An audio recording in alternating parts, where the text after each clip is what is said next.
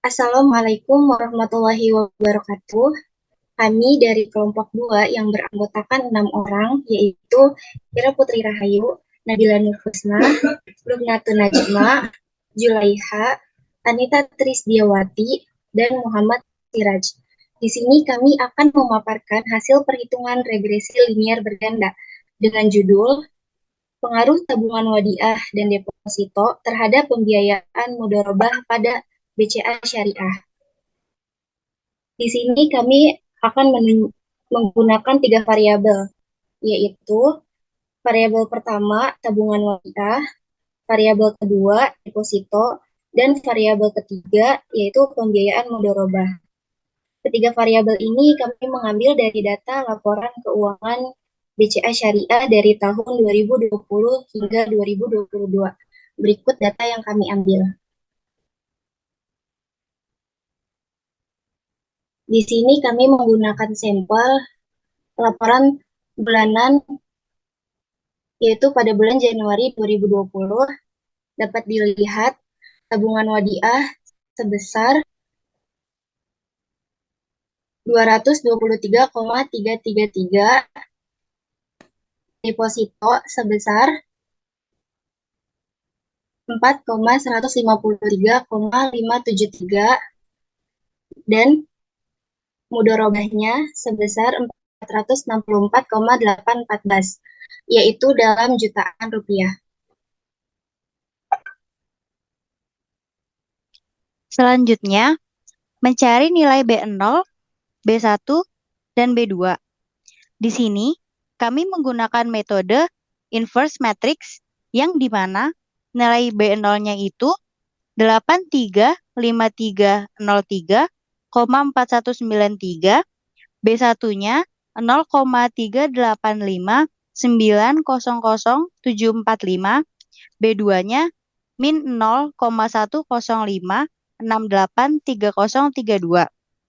Kemudian hasil dari B0, B1, dan B2-nya yaitu Y sama dengan 835303,41 ditambah 0,386X1 min 0,106X2.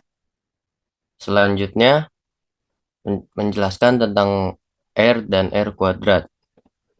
Koefisien korelasi R adalah sebuah nilai yang dipergunakan untuk mengukur derajat keeratan hubungan antara dua variabel. Sedangkan koefisien determinasi menunjukkan sejauh mana persentase kontribusi variabel bebas dalam modul regresi maupun menjelaskan variasi dari variabel terikatnya. Dalam hasil perhitungan kami didapat R-nya adalah 0,7076398. Adapun beberapa nilai pedoman dalam penentuan tingkat kekuatan korelasi variabel yang dihitung atau kriterianya. Pedoman ini biasanya digunakan dalam output yang diberikan oleh SPSS. Ketentuan nilai pedoman tersebut adalah 0,00 sampai 0,25 adalah hubungan sangat rendah. 0,26 sampai 0,50 adalah hubungan cukup. 0,51 sampai 0,75 adalah hubungan kuat. 0,76 sampai 0,99 adalah hubungan sangat kuat. Dan 1 adalah hubungan sempurna. Maka dari hasil perhitungan korelasi kami menunjukkan hubungan yang cukup kuat antara variabel bebas dengan variabel terikat. Selanjutnya hasil perhitungan koefisien determinasi R kuadrat menunjukkan 0,500753351 yang artinya sebesar 15% pengaruh variabel bebas dengan terikat. Dari perhitungan metode inverse matrix yang sudah kami lakukan, maka didapat T hitung 1 sebesar 5,6973,89768. T hitung 2 didapat sebesar min 3,1583,53926. T tabel didapat sebesar 2,0345,15297. F hitung sebesar 16,5497917 dan didapat F tabel sebesar 3,284917651. Baik, selanjutnya yaitu uji hipotetis. Yang mana uji hipotetis itu terdiri dari T hitung 1, T hitung 2, T tabel, F hitung, F tabel, dan jenis-jenis dari uji hipotetis itu terdapat uji hipotetis parsial dan uji hipotetis simultan. Nah, perlu kita ketahui di perhitungan Excel kita, yang mana 5,6973 itu lebih besar dari 20,345, yang mana artinya H0 itu ditolak. Jadi X1-nya yaitu secara parsial berpengaruh positif signifikan terhadap Y.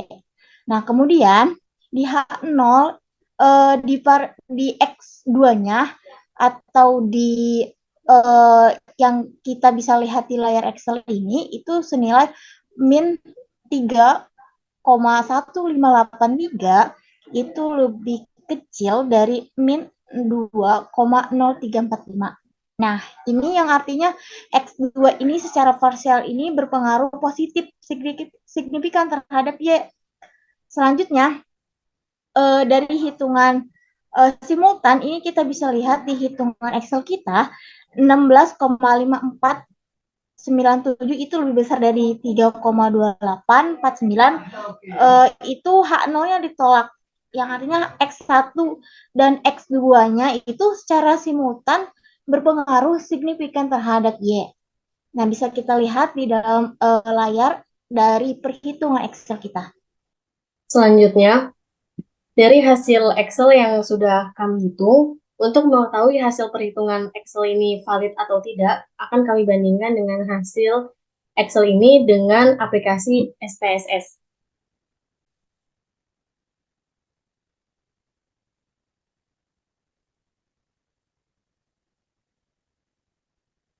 Yang pertama, di sini ada B0 sebesar 835303.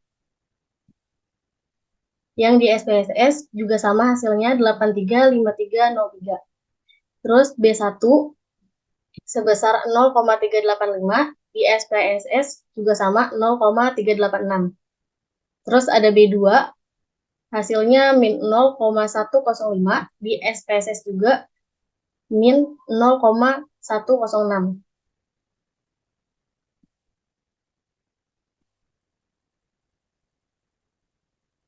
Lalu untuk R-nya di Excel sebesar 0,707, di SPSS juga sama 0,708.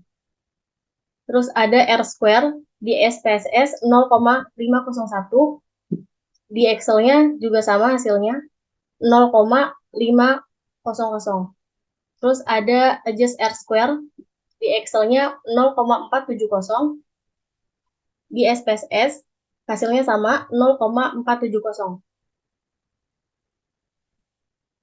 Selanjutnya ada T hitung 1 yaitu 5,6973 di Excel, di SPSS juga sama hasilnya 5,697.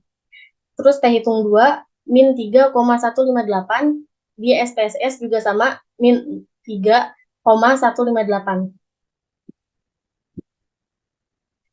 Terus di sini juga ada F hitung sebesar 16,549, di SPSS hasilnya juga sama 16,550. Jadi dapat disimpulkan bahwa hasil perhitungan di Excel valid karena sama dengan hasil yang sudah kami bandingkan di SPSS ini. Baik, cukup sekian presentasi dari kelompok kami. Billahi fisabilil haq, fastabiqul khairat. Wassalamualaikum warahmatullahi wabarakatuh.